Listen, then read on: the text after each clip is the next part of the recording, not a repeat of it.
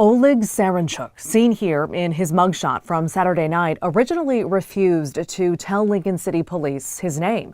That's why police say he was the only one of these 7 men kept in jail after the arrests. The rest were released pre-trial due to COVID restrictions. They're kicking them out. Police say those arrests happened after the men harassed a black family on a beach in Lincoln City Saturday, the 4th of July.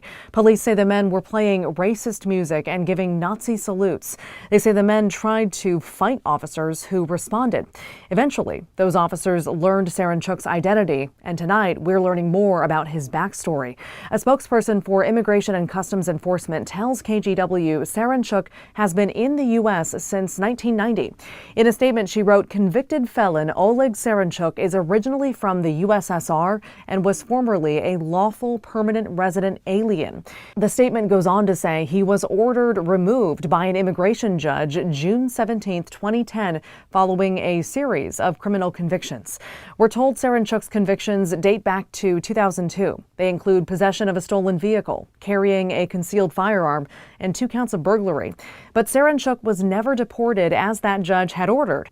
Since 2010, the spokesperson wrote, ICE has been unable to acquire travel documents for Saranchuk. In other words, the spokesperson tells us Russia refused to take him back. So, since 2010, he's remained in the U.S. under ICE supervision. Such roadblocks aren't unheard of.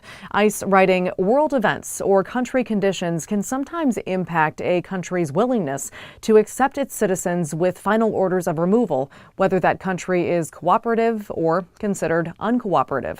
The spokesperson adds, as a rule, ICE works with the State Department on these cases, but notes the situation is very fluid.